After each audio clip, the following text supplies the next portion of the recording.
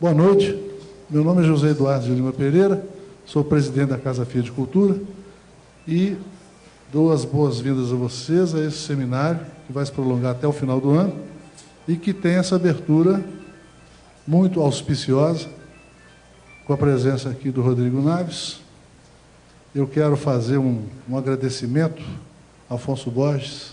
Há 15 anos que a gente vem tentando trabalhar junto e agora trouxemos o Sempre um Papo para a Casa Fiat Cultura.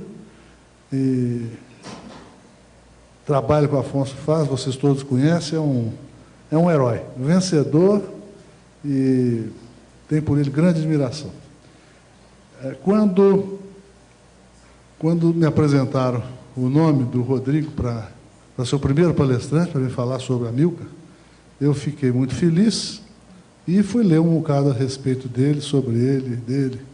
E hoje, agora a gente falava um pouco. Em primeiro lugar, é um sujeito que fala feito gente fala. Isso é uma coisa, para mim, fundamental.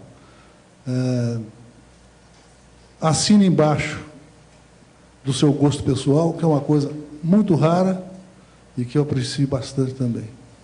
E que, realmente, no que diz respeito à Amilcar, acho que não tem ninguém que possa falar com mais propriedade, ele e o palestrante da próxima semana, que é o poeta Ferreira Goulart. Então, vocês não vieram aqui para me ouvir, vocês vieram aqui para ouvir o Rodrigo, eu chamo o Rodrigo, por favor.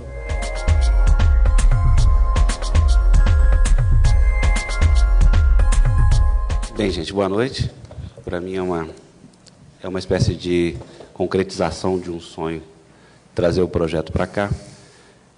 Esse ano inteiro vocês vão receber palestrantes aqui do Brasil inteiro para falar genericamente sobre esse tema comunicação, artes plásticas e comunicação na contemporaneidade.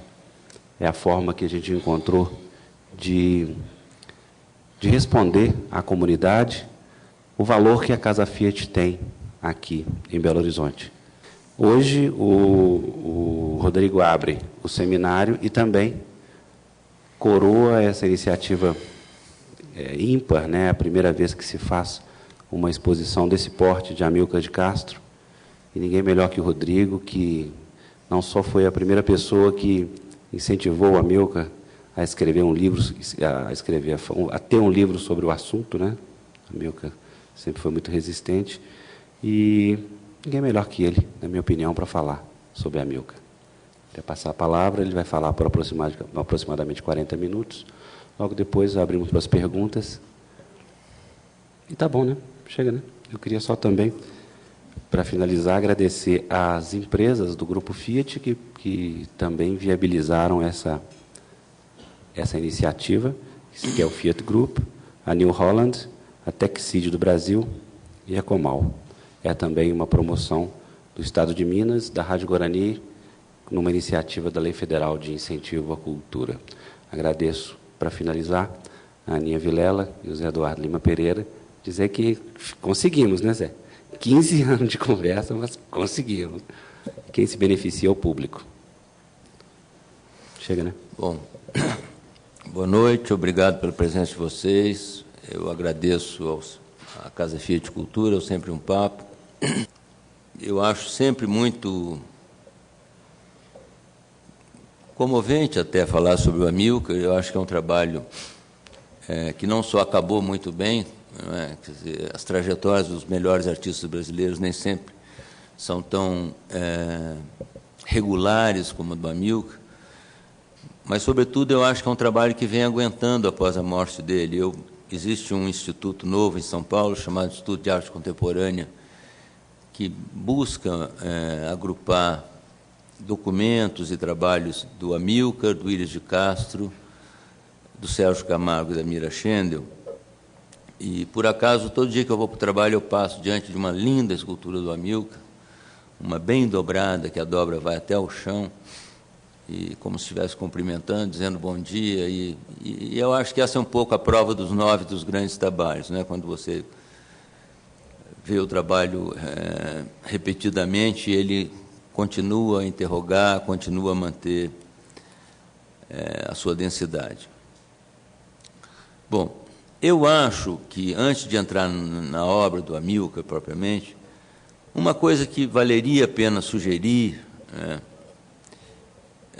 é que, enfim, uma hora alguém aqui se empenhasse para tentar entender mais minuciosamente, empiricamente, ou no trabalho de mestrado, algo que o valha, a importância que o Amilcar teve para o meio artístico de Belo Horizonte. E digo isso porque, por um lado, eu tenho certeza disso, não é? E, por outro, porque isso não foi muito comum no Brasil. Não é? Por exemplo, eu adoro o Iberê Camargo, mas ele não teve essa função que o Amilcar teve aqui. Não é? E o que eu acho mais admirável no Amilcar é que o Amilcar não produziu pequenos Amilcares, não é? Quer dizer, quando eu vinha mais para cá, quando nós fizemos esse livro, era incrível o interesse que ele tinha por trabalhos de jovens e que, em alguma medida, eram totalmente diversos dos trabalhos dele, sei lá, o da Solange Pessoa, do Ricardo Homem, do Renato Madureira, da Fabiola Mulan, enfim, trabalhos que não tinham nada a ver com o dele. Não é? E, de fato, o Amilcar tinha não só essa atenção, tinha uma franqueza muito interessante, não é? Um empenho, às vezes, de até em conseguir espaço para os mais jovens, e, curiosamente, e diferentemente de boa parte dos bons artistas construtivos ou de origem construtiva que eu conheci, o Amilcar era muito pouco dogmático. Não é? Por exemplo, o Willis de Castro, que eu também acho um artista fabuloso, mas que, infelizmente, produziu razoavelmente pouco. Enfim, o Willis achava o Pollock meio arbitrário. Não é? E o Amilcar, além de gostar de trabalhos de jovens que não tinha nada a ver com ele, gostava do trabalho do Lorenzato. Uma vez discutindo com ele sobre os trabalhos de corte e dobra, no início, quando ele começou a fazer isso nos anos 80, em que a gente achava que essa relação era mais com Mondrian, ele, inesperadamente, não é, falou, não, isso é Morandi. Não é? E, enfim, quer dizer, primeiro que depois que ele pronunciou, isso é evidente, porque quando você desloca certas partes, não é, aquilo produz uma espécie de diferença tonal que, de fato, é Morandi. Agora, não era esperável que um artista de origem construtiva como o Amilcar gostasse do Morandi, não é? Que mais para frente, inclusive, vai ter muito interesse pelo trabalho do Serra, enfim. Então, eu acho que, enfim, essa é uma investigação que seria interessante ser feita. Por outro lado, não só eu acho que o Amilcar, diferentemente de bons artistas brasileiros, que, às vezes, por circunstâncias muito singelas, comer, por exemplo, tiveram que baratear o trabalho para poder, enfim, ter o pão. Não é? Talvez um caso desse seja o Milton da Costa, que é admirável, mas que tem o final daquelas gordinhas que eu, particularmente, acho fracas. Não é? O Amilcar morreu tinindo, não é? Quer dizer, os últimos trabalhos dele, em que ele abdica, inclusive, de partir, não é, de formas mais regulares, são incríveis. Não é? Eu acho que, por um lado, isso para quem talvez seja mais jovem, não fique muito clara a importância disso. Não é? Porque, no fundo, o trabalho de arte é feito de exemplos. Eu não estou dizendo que o Amilcar era melhor que Pedro, Paulo ou João. Eu estou dizendo que o Amilcar manteve um rigor em relação ao trabalho dele, que é exemplar para quem quer fazer boa arte. Não é? E, inclusive, foi muito interessante para a minha geração de críticos, não é? Um pouco essa medida, tá certo? Estava conversando com o pessoal agora há pouco, não é? O Amilcar se aposentou como professor do FMG, não é? Quer dizer, o Amilcar não conseguia dobrar mais que 2 polegadas de ferro, por questões de materialismo vulgar. Não é? No entanto, fez o que fez. Não é? Então, também para os críticos que, de alguma maneira, embora fôssemos mais jovens, tivéssemos uma aproximação com o Amilcar, esse rigor, que, repito, não era um sectarismo, era muito animador, não é? Porque você via um sujeito que conseguia tocar o trabalho sem fazer concessões, sem ficar puxando o saco de curador, de grandes colecionadores, esse troço todo. Não é? E eu, de fato, acho que, embora essa noção de valor, de hierarquização, esse troço todo, esteja muito pouco em voga hoje em dia, essa exemplaridade do Amilcar, que não foi de todos os artistas modernos, bons artistas modernos, é um troço que vale a pena ponderar, que vale a pena refletir em torno dele. Eu vou entrar um pouco no trabalho do Amilcar agora, e eu não consigo, ao começar a falar do trabalho do Amilcar, fugir de algumas análises que eu fiz anteriormente, que foram publicadas num livro chamado A Forma Difícil, porque, de alguma forma, eu ainda acredito nesses raciocínios. Não é? Quer dizer, uma das singularidades do trabalho do Amilcar em relação a uma certa visualidade brasileira, que eu acho muito interessante, é o seguinte: eu acho que, se nós considerarmos alguns dos nossos maiores, melhores artistas modernos, por exemplo, o Volpi, o Guignard, repito, pessoas que eu acho da melhor qualidade, por mais que haja irregularidades, por exemplo, no trabalho do Guignard, eu acho que esses trabalhos se caracterizam, em boa medida, por uma certa timidez formal. O que eu entendo por timidez formal? No caso do Guignard, acho que isso salta aos olhos. Não é? Quer dizer, os melhores trabalhos do Guignard, não é? Aquelas paisagens imaginárias, as noites de São João, alguns vasos de flor, etc., etc., não é? Elas encontram uma espécie de solução muito original para um problema que, de alguma maneira, ocupa toda a arte moderna, que é da relação não estanque entre figura e fundo, mas essa originalidade me parece também altamente problemática. Qual é a solução? Não é? No fundo, se vocês pensarem nas melhores paisagens imaginárias, não é uma espécie de névoa, um espaço meio difuso, não é, que parece se voltar sobre si mesmo, não é, se instilar, penetrar nas coisas sólidas que estão sob ele, que seriam as montanhas, não é? E, ao se instilar sobre aquilo que teria solidez, produzir uma espécie de superfície mais ou menos homogênea, que, por ser homogênea, romperia com essa espécie de relação estanque entre figura e fundo. Bom, se as coisas são assim, e eu acho que elas são razoavelmente assim, tá certo? Quer dizer, então, isso até informações que o Iberê me deu, porque ele estudou com o Guignard, né? O Guignard pintava com aquele pincel, parece pincel de barba, um pincel redondo, com pelo de lontra, não é? Tudo no Guignard, não é? Ele quer evitar qualquer configuração mais marcada da pincelada, tudo é nevoado, tudo é indefinido, as cores não têm definição, etc., etc., não é? Tudo no Guignard, portanto, conspira para que, por um lado, não é, se tem uma ideia de uma natureza curiosa, porque, em vez da natureza moderna, a natureza do Guignard não se manifesta, ela fica meio que titubeando entre, não é, se mostrar e ocultar aquilo sobre a qual que ela oculta, não é?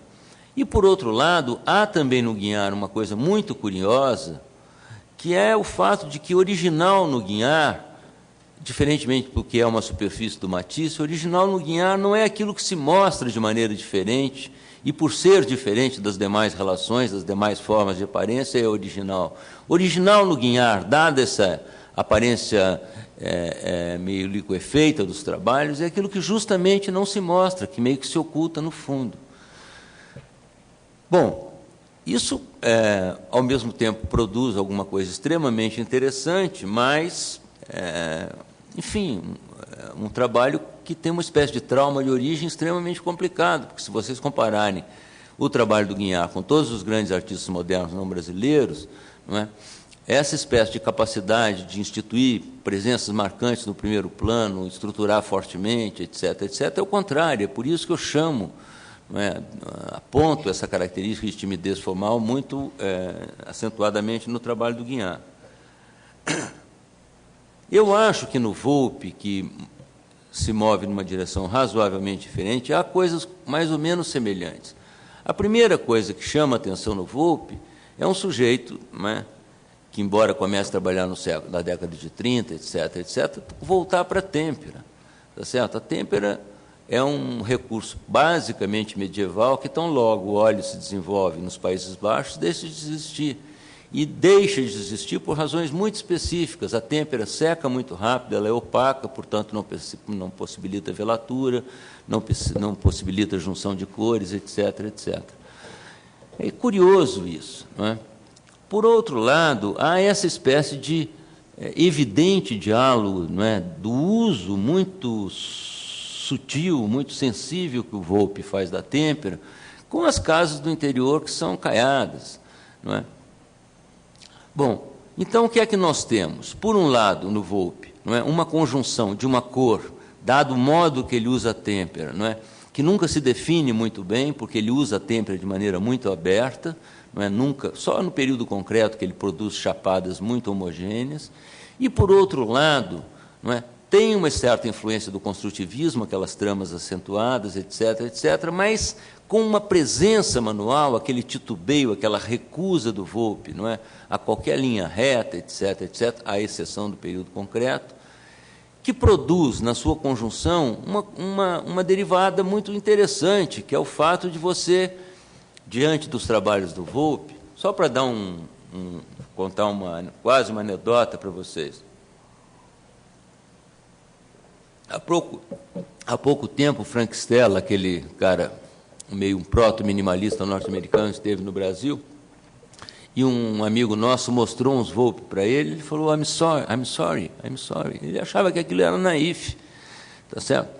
E, de fato, para alguém ter clareza que o Volpe não é naif, precisa ter muita familiaridade com o Volpe, porque essa convivência, não é, de uma cor que também renuncia uma presença mais cabal, como as cores do Matisse, ou do Miró, ou do, sei lá, de quem vocês quiserem, do Picasso, não é, com essa espécie de presença manual muito forte, faz com que o trabalho do Volpe pareça adquirir uma espécie de temporalidade estranha, não é?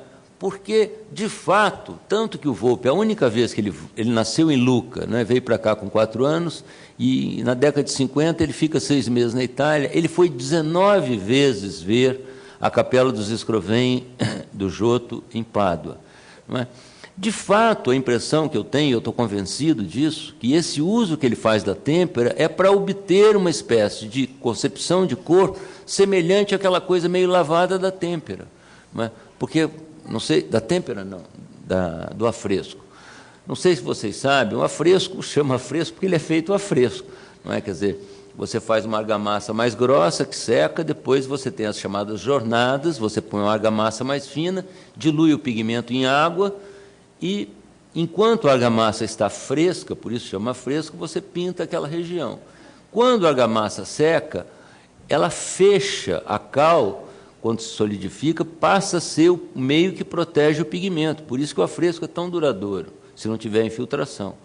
Então, não é, quando nós falamos em óleo, têmpera, nós estamos falando em meios. No afresco, o meio é a própria argamassa e o pigmento é diluído em água. Por ser diluído em água e, portanto, por não ter condensação, ele tem aquela aparência meio aguada, meio lavada, que é muito semelhante à presença dos trabalhos do Volpe.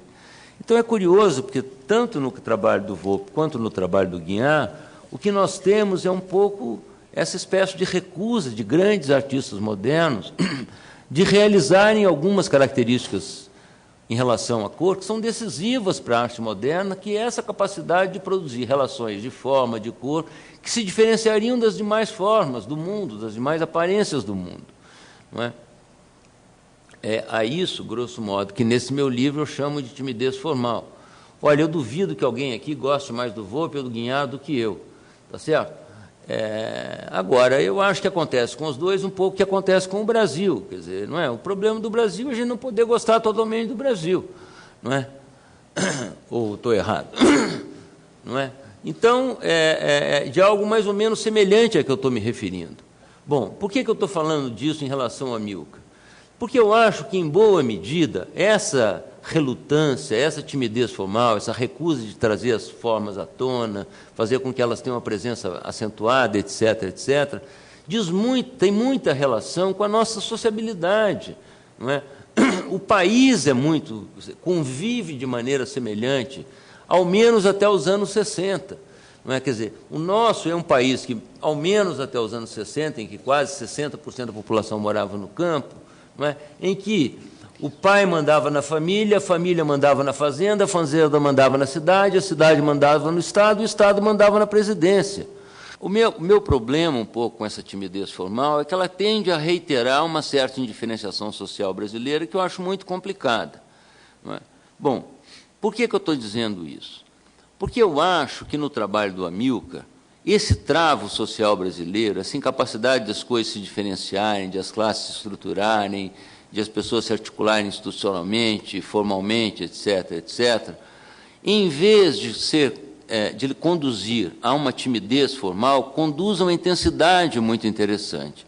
Então, grosso modo, quer dizer, o que caracteriza os primeiros trabalhos autônomos do Amilcar, os trabalhos de corte e dobra, dos quais há alguns nessa exposição muito bonitos? Uma simultaneidade entre um rigor formal muito grande, que tem origem construtiva, tá certo? Você bate o olho e você sabe que o cara partiu de uma chapa, cortou e dobrou. Tá? Aquilo não tem mistério nenhum. Agora, isso, se nós nos reduzíssemos a isso, a gente, de fato, perderia quase todo o trabalho do Amilcar, porque o que é mais constitutivo no trabalho do Amilcar é justamente a dobra, ou seja, a resistência do aço à formalização. Não é? Então, só para pegar um exemplo, quer dizer, um cara que foi muito influente para o Amilcar e para boa parte dos nossos artistas foi o Max Bill, que é um dos as grandes figuras do construtivismo tardio. No fundo, para o Max Bill e para o construtivismo tardio, inclusive para a Lygia Clark, o ideal um pouco é a fita de Möbius, aquela fita que desenha aquela forma de um infinito, não é? Em que a superfície se transforma não é? Dentro vira fora, a superfície se transforma em volume, etc., etc. E que, dado o fato de que na fita de Möbius essa resistência à forma não existe, a questão da reversibilidade da forma é absolutamente exequível, coisa que não existe no trabalho do Amilcar.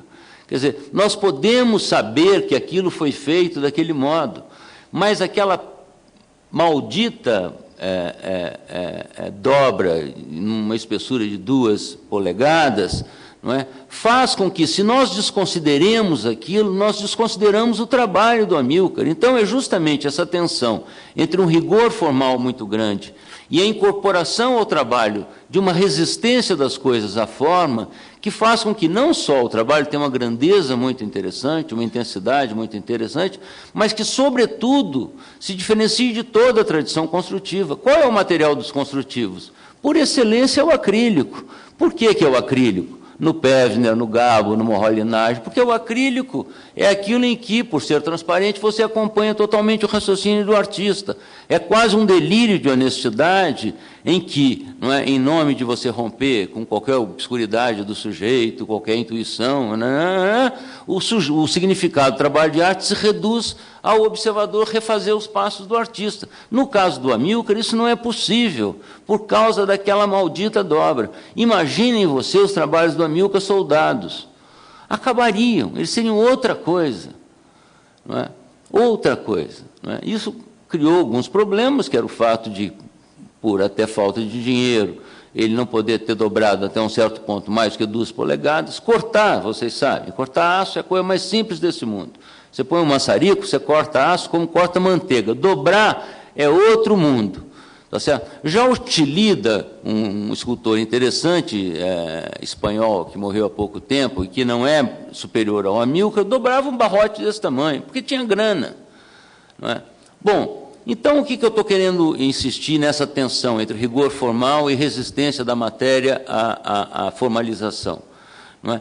Que algo dessa espécie de travo nacional, dessa dificuldade das coisas se diferenciarem, do pai do filho se livrar do pai, da fazenda se livrar da família, enfim, dessa indiferenciação em que, enfim, tudo acaba né, apontando para uma pessoa só, para o salvador da pátria, essa nossa tradição populista, é que no Amilcar esse travo se transforma em intensidade e não em timidez formal.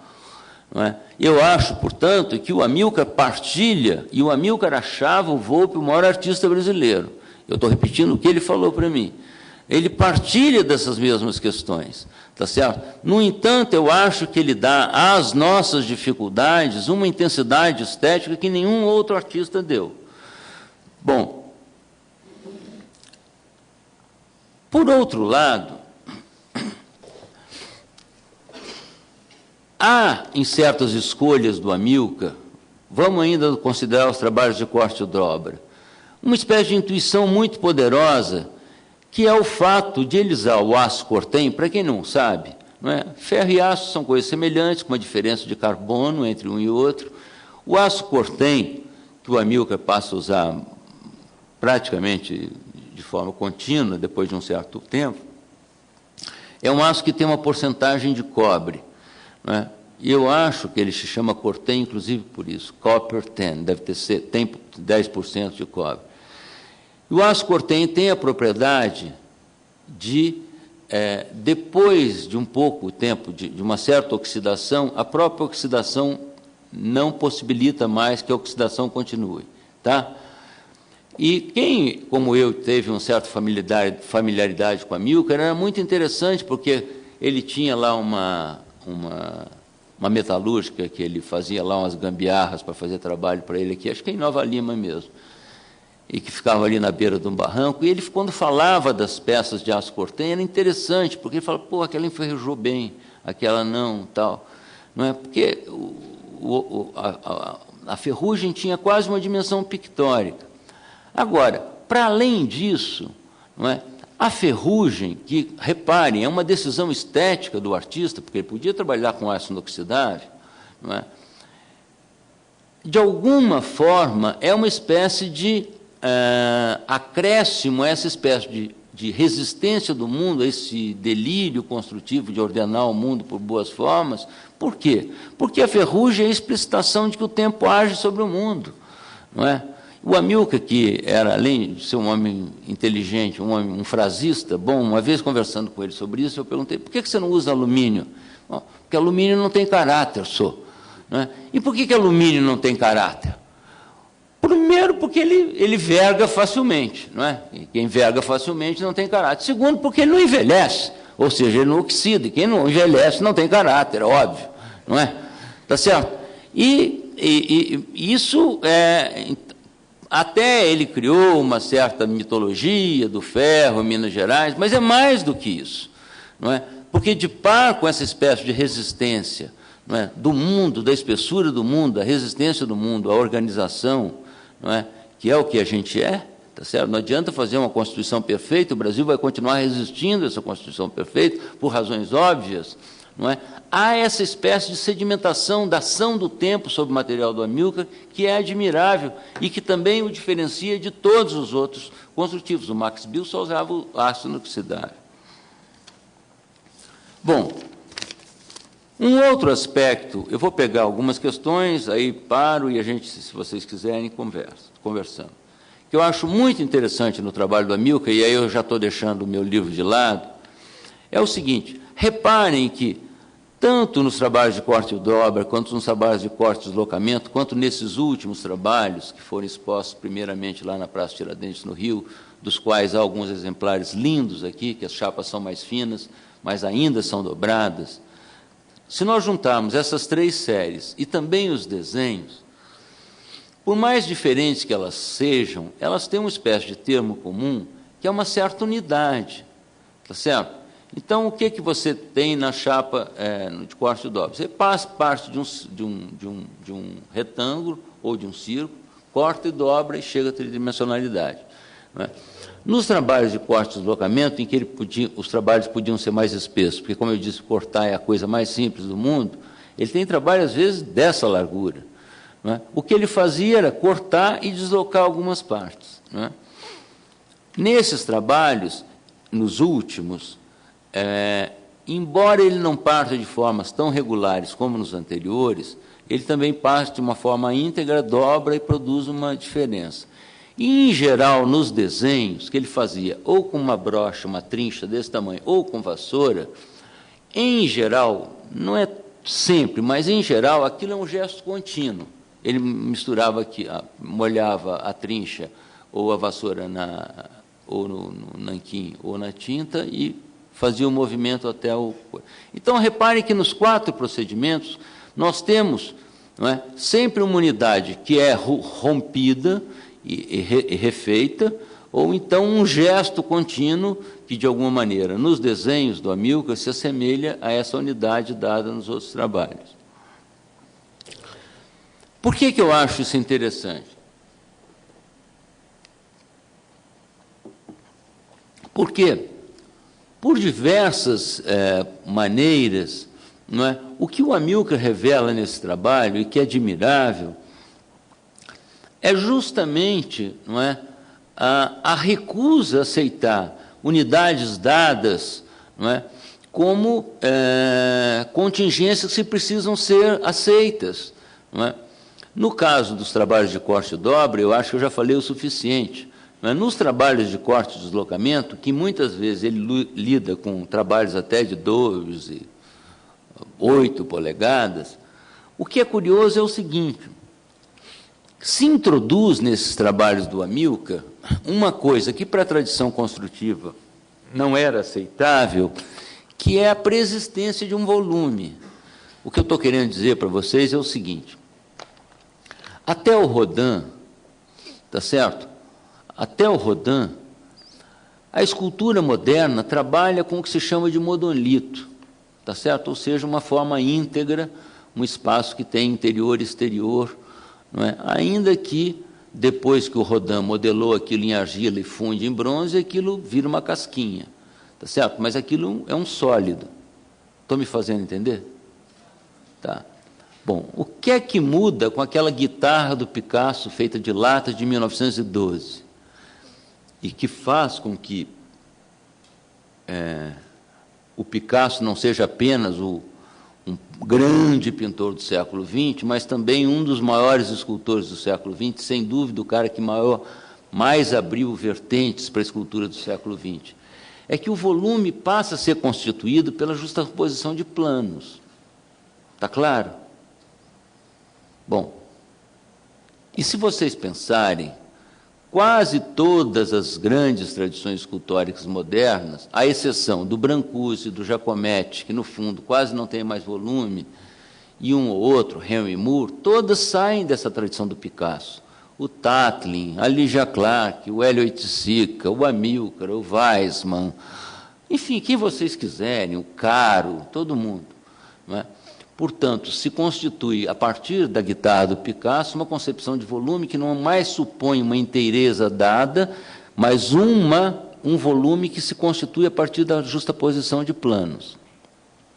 O que é curioso, e esses planos também estão no primeiro Amilcar, é que nas peças de corte e deslocamento mais acentuadas, volta uma espécie de volume preguiçoso. Preguiçoso por quê? Porque ele não se pergunta sobre a sua origem. Não é? E o que é admirável é que, quando ele corta e desloca, não só lembra o Morandi, porque dá esses tonalismos admiráveis, e o Amilcar, de fato, era um homem muito sensível, como, não é, o fato de você romper com aquela unidade dada, preguiçosa, não reflexiva, e pelo deslocamento das partes, não é, fazer com que essa dimensão reflexiva se reinstalasse, não é, esvaziava essa espécie de preexistência de um volume tridimensional dado, porque, enfim, aquilo passa a ser um jogo de blocos, quase um Lego, não é? Que não só retira a solidez burra de um volume dado, como introduz, não é, nessa noção de volume tradicional, opaca, etc., etc., uma leveza, um jogo, uma gama de possibilidades muito interessante. Bom, nos últimos trabalhos, não é, eu queria insistir nisso, né? O Amilcar morreu com 82 anos, tá certo? Quer dizer, e no final da vida ele teve um pouco mais de, vamos dizer, folga financeira, digamos assim. Mas esses últimos trabalhos, aqueles em que você tem planos que um puxa para lá, outro puxa para cá, tem vários aqui, não é? Cuja primeira exposição foi no Centro de Arte Hélio Oiticica e na Praça Tiradentes, no Rio. O que é muito interessante é que, primeiro, o princípio mudou, ele não parte nem do círculo, nem do retângulo, não é? Ele tem lá uma sistemática estranha de círculos e retas, que depois ele, recortando aquilo, encontra aquelas formas. Mas, se vocês voltarem à exposição, observarem aqueles trabalhos, é muito interessante como, em geral, há uma espécie de desequilíbrio muito interessante entre uma aba e outra, não é? Embora se mantenha ainda a dobra. E eu acho que a experiência que se faz daqueles trabalhos amplia muito a questão do Amilcar, tá certo? Por quê? Não é? Porque, se vocês pensarem bem, esse espaço que medeia entre mim e vocês é uma coisa asséptica, não é? Sem realidade. Quando o Amilcar faz, por uma espécie de habilíssima compreensão da educação que a nossa percepção teve pela perspectiva, um uso disso, porque aquilo parece meio perspectivado, né? Ela faz assim, depois corre assim. É como se ali, não é, por esse habilíssimo uso de certos hábitos perceptivos tradicionais, como se o espaço se materializasse naquelas regiões, não é? E se materializasse de uma maneira muito instável, não é? E se eu estou certo, o que é a grandeza do trabalho? É justamente romper com o que ocorre aqui, em que um espaço vago, não é, por ser asséptico, é homogêneo, por ser homogêneo, tanto faz, não é? Tá certo? Existe um artista norte-americano muito interessante, chamado Fred Sandbeck, um sujeito que se matou muito novo, que tem o trabalho típico dele é pegar algumas linhas, barbante, assim, puxar aqui, correr no chão e levantar. Então, ele cria um espaço aqui no meio que dá medo de atravessar, porque é um troço tão poderoso que não só cria uma multiplicidade num espaço que, em princípio, seria uma coisa absolutamente indiferenciada, como você, talvez até religiosamente, não queira transgredir aquele plano. Não é? À sua maneira, eu acho que o Amilcar fez coisa semelhante, não é? E queria repetir isso, tá certo? Quer dizer, foram muito poucos os artistas que não se deixaram iludir pela glória, não é? E, embora o Amilcar nunca tenha sido rico, nunca tenha puxado o saco de ninguém, esse troço todo, no final da vida ele tinha uma situação um pouco melhor, mas o que é admirável, e aí eu volto à questão inicial, que ele foi exemplar também para os críticos, não é? Que ele, você vê que o cara que está exigindo rigor dele, não é, em última análise, exige rigor de todo mundo, não é? O Amilcar, não, entendeu? Ele podia ficar cozinhando aqueles troços, não, os últimos trabalhos dele são admiráveis, não é? Em todos os aspectos, não é? Olha, eu uma vez tive a possibilidade de ter uma discussão com Serra, quando ele expôs no Rio de Janeiro, e é um homem muito inteligente, muito vaidoso, como todo mundo que está no mundo da arte norte-americana, não é? E aí alguém mostrou o Amilcar para ele falou, bom, se esse cara morasse nos Estados Unidos, ele era um dos 3 maiores artistas do mundo. E era mesmo, entendeu? E esse troço de vocês... Quem de vocês já foi a São Paulo naquela... Enfim, aquela praça curiosa chamada Praça da Sé, que tem uma escultura linda do Amilcar, grande, foi uma das primeiras que ele construiu, não é?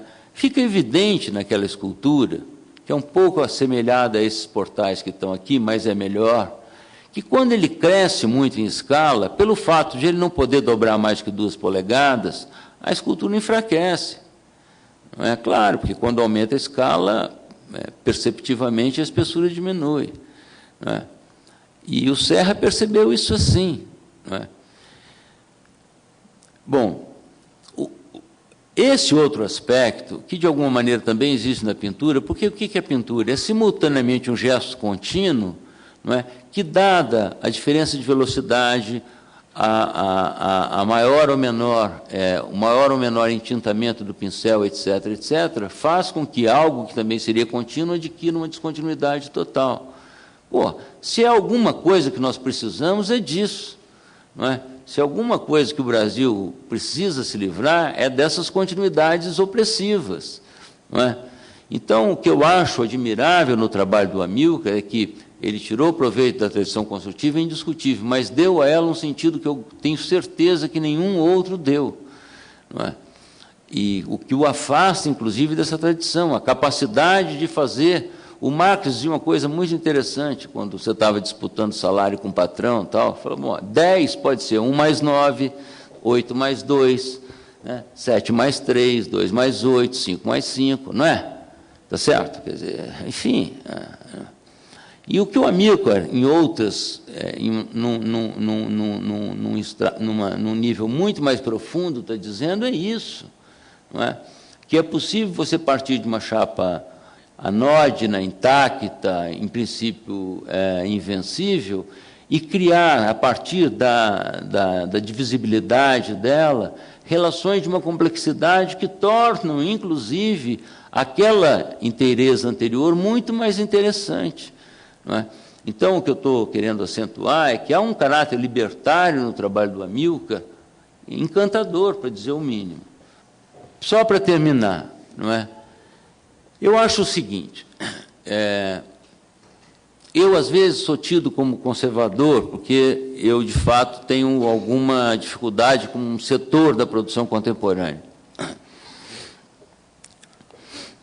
Enfim, as pessoas ficam velhas também, tá certo? Quer dizer, uma hora, a não ser com todo respeito pelas senhoras, não é? Ou eu começo a pintar o cabelo, ou eu fico velho, tá certo?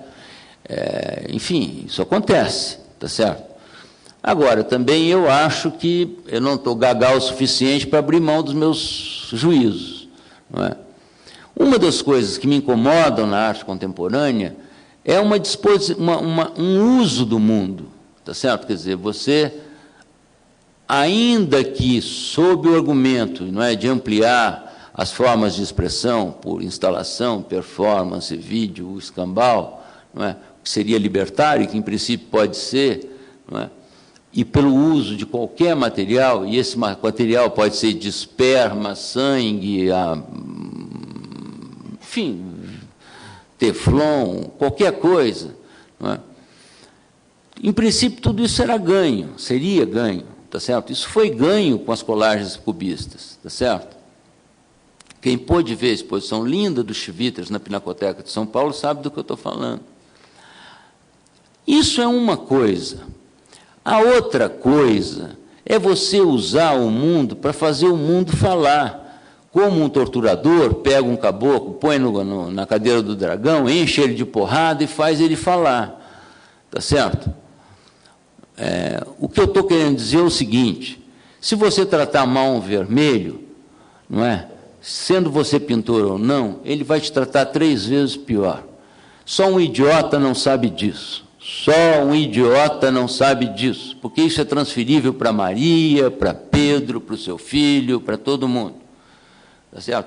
A grandeza da arte está em nos ensinar a retirar das coisas o que elas podem dar, não submetê-las a desígnios arbitrários. O Matisse fez o Ateliê Vermelho com aquela grandeza, porque nunca ninguém perguntou ao Vermelho o que ele queria como Matisse. Bom, por que eu estou dizendo isso? Porque o Amilcar, em princípio, não é, só trabalhou com material, tirando os desenhos. Não é? Agora, reparem como a intimidade, se vocês quiserem, a atitude amorosa dele com esse material, fez com que ele retirasse de um mesmo material, não é, saídas as mais diversas. Nos trabalhos de corte e dobra, o ferro é resistência. Nos primeiros em que ele soldava, o ferro era superfície. Nos de corte e deslocamento, ele é massa, é volume. Nesses últimos, eles são espaço. Não é? Então, isso é encantador. Tá certo? Quer dizer, eu não estou querendo nem ser oportunista e querer ficar falando para vocês de ecologia. Mas, de fato, essa arrogância humana de achar que faz do mundo o que quer está levando o mundo à breca. Não é? Então, o que eu estou querendo dizer que uma última questão que acho que ajuda a entender a grandeza do Amilcar é como ele, lidando com praticamente só um material, soube, dada essa relação amorosa com o material, de quem não o submete, mas quem tira dele o que ele pode dar, no sentido de ele se mostrar da maneira mais poderosa, fez com que ele operasse com esse material das maneiras mais diferentes possíveis. Isso é inacreditável, tá certo? Quer dizer, muito pouca gente fez isso, muito pouca gente. Vão aí à exposição e vejam depois o que ele faz com os trabalhos de madeira em Baraúna. Infelizmente, ele fez uns poucos trabalhos em pedra, também são muito diferentes. Essa sensibilidade para o troço, tá certo? Quer dizer, não é? Quer dizer, o meu receio, e acho que é nesse sentido que essa generosidade do Amilcar com o material teria muito a ensinar a arte contemporânea, o meu receio é que a arte contemporânea, ainda que operando com uma retórica de ampliação dos conteúdos, dos sentidos, da ruptura com a arte e vida, do fim dessa coisa que seria aristocrática da arte moderna, da autonomia da arte, etc., etc., se relaciona com o mundo de uma maneira absolutamente mais violenta do que os modernos faziam. Não é? Porque, porra, o sujeito usa esperma, que de resto, não é? Podia ser água com limão, né? Enfim, né? Mas aquilo faz sentido tão rapidamente, não é? Quer dizer, então, quando eu acho que essa volta conservadora da narrativa na arte contemporânea, que necessariamente supõe fazer com que o mundo fale por meio das formas artísticas, tem uma arrogância, uma onipotência, não é? Uma operação de ventríloco que faz com que o mundo fale pela sua boca, que, porra, nesse sentido, eu acho que o Amilcar pode ser um antídoto muito interessante, muito interessante. Né? Eu não estou com isso dizendo que eu acho que a arte se resuma a isso, não é? Há artistas sensibilíssimos, e para quem o mundo material talvez não tenha muita força, tiramos a Mira Schendel, mas, por outro lado,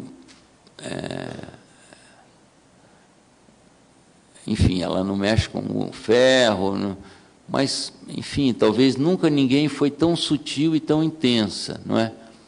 Não é? Se alguém também não quis fazer o mundo falar, foi a Mira Schendel, não é? Enfim, então, esses aspectos que eu cheguei aqui ao meu limite, que eu acho admiráveis no trabalho do Amilcar, eu acho que, por um lado, não é, continuam a pulsar, nos ensinar muito, como acho que ainda tem muito a ensinar até a certos desdobramentos contemporâneos da arte. Obrigado.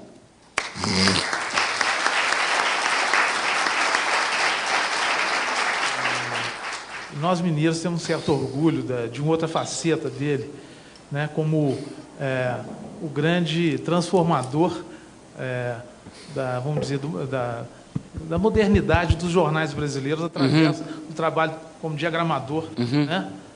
Foi uma virada nessa questão. E nessas suas conversas, na sua amizade, ele chegou a comentar alguma coisa sobre esse lado dele voltado para os jornais? Olha, eu acho essa pergunta admirável, porque, primeiro, é o seguinte, né, o Amilcar, como um grande frasista, porque não é só que, né, alumínio não tem caráter, ele tinha um monte de outras, né? Uma delas relativas à diagramação é que ninguém lê fio, né? Porque antigamente, hoje em dia voltou. Se você pegar o Estadão, que é o jornal que eu leio, tem fio, bigode, né? Para quem não sabe desse troço, fio, bigode, são aquelas linhas que dividem uma coluna da outra, ou um olho, uma entrelinha e tal, né? E o Amilcar, como um bom construtivo, não é? Enfim, falou, olha, é só aumentar um pouco o espaço de branco entre as colunas e vamos limpar o que não interessa, né? E ele fez, para quem não conhece, a grande reforma, junto com outras pessoas, do Jornal do Brasil. que era de longe o jornal mais bonito do país, não é? E diagramações de suplemento dominical do Ferreira Goulart, isso era legal de vocês perguntarem para ele. Agora, além de ele ser um diagramador muito interessante, o que eu acho que o interesse dele pelo jornal teve, aí vem muito da tradição construtiva, que é esse esforço para fazer com que a arte seja útil, né? Então, por exemplo, vou dar um exemplo banal. Em alemão, todos os substantivos são em maiúsculo, são escritos com maiúscula, né? A Bauhaus, a escola do Gropius, não é, aboliu isso, porque, porra, dá para ler muito bem, sem saber, né, pôr o substantivo em maiúsculo, porque na máquina de escrever você tinha que fazer um esforço a mais. Então, toda a preocupação desses caras, né, era nesse sentido. Agora, o Amilcar tinha umas coisas até mais interessantes. No suplemento dominical, que ele podia ser um pouco mais radical, quando você tinha quebra de linha, em vez de você, quando quebrava aqui, ela vir para cá, ela vinha para o lado direito, que é curioso, né? Mas o Amilcar... Bom, então, voltando, o que eu acho admirável no Amilcar, porque o Amilcar foi ser diagramador, porque para ganhar vida, tá certo? Quando ele foi para o Rio, esse troço todo, mas esses construtivistas, que hoje em dia até são muito criticados, essa coisa toda, tinham esse troço, né, de fazer que a capacidade plástica dos artistas contribuísse para o resto. Não é? Quem já sentou numa cadeira do Mies van der Rohe, do Gropius, não é? Sabe o que eu estou falando, não é? Só que ele, em vez de fazer isso, eu até tenho um pé de mesa do Amilcar, que também é muito bom. Enfim, porque esse negócio de tipografia, né, é um negócio... É encantador isso, né? Todo mundo que já leu um livro de merda, com entrelinha ruim, com letra sem serifa, não é? Que você tem que pôr régua para não perder a linha, sabe do que eu estou dizendo, não é? Agora, o problema dos grandes artistas gráficos é que todo artista gráfico trabalha para não ser notado, não é? Porque os pós-modernos, que fazem corpo 12, corpo 1, corpo 13, esses você nota o tempo todo, não é? Todo bom artista moderno gráfico, ele trabalha na coxia, não é? Agora, se vocês pegarem uma primeira página feita pelo Amilcar, do Jornal do Brasil, é um troço de louco. E primeira página, eu já trabalhei em jornal. Naquela época era tudo feito em chumbo, tá certo? Pô, vocês não sabem o que é uma primeira página. Não é à toa que porra, um terço dos jornalistas era alcoólatras, tá certo? Quer dizer, pô, você tinha que entregar o jornal, não é? Às 9h, o maluco começava a gritar na redação: vai fechar, vai fechar, vai fechar. Tem que fechar, porque tem que o jornal chegar, porra, em Caconde, Curvelo, entendeu? E aí você está lá, o redator grita 3 de 3. 3 de 3 significa fazer 3 linhas de 3 toques. Tri, tró, tró. Porra, entendeu? É foda. Você tem um negócio 10 minutos para fazer isso. É enlouquecedor, não é? Aí, por que tem alcoólatra? Porque quem que depois dessa excitação vai para casa passar a mão na cabeça do bebê? Não vai, pô, vai beber cana, tá certo? Bom, nessa loucura, você imagina fazer uma página chumbo como a Amilcar fazia, não é? Tá certo? Que bebia bem também. Agora, porque eu também não estou aqui a fim de fazer herói, não, né? Agora, pô, o Jornal do Brasil, essa frase é admirável, né? Ninguém lê fio. Por que fio, pô? Né? Não é? Quer dizer, um negócio... não é? Quer dizer, aquela pergunta singela, né? De criança que faz, não é? E o Amilcar era um cara... enfim, o Amilcar... Agora, dado o adiantado da hora e o alto grau de vinho, que é um poeta do poema do Cacasso, que termina e o poeta sai de fininho.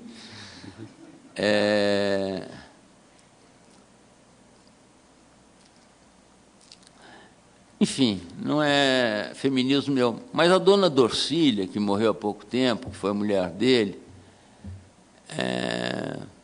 nesse sentido também é uma pessoa adorável, tá certo?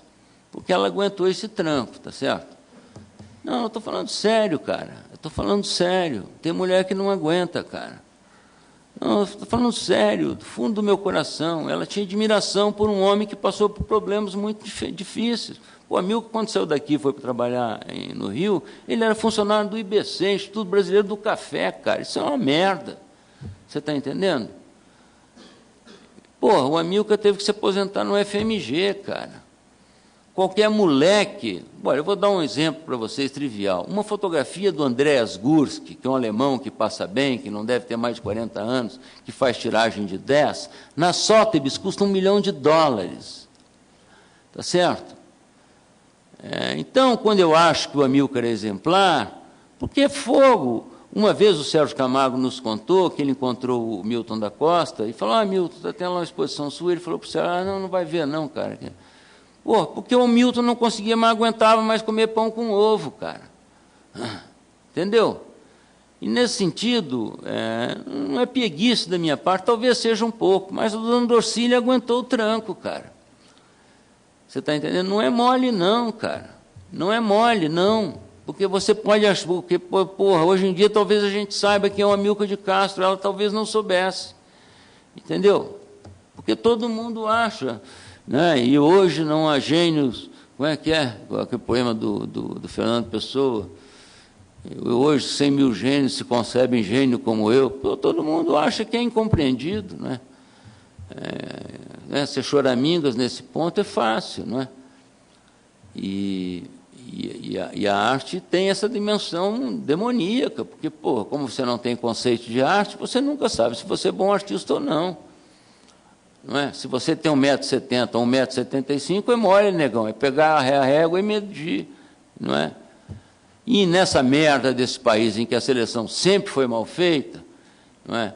Em que, porra, até hoje, porra, as crianças estudam Portinari, Cavalcante. Quem é que criança que estuda no colegial Amilcar? Tá certo? Quer dizer, porra, é duro, cara, não é? Quer dizer, então, fica aqui a minha solidariedade, dona Dorcília.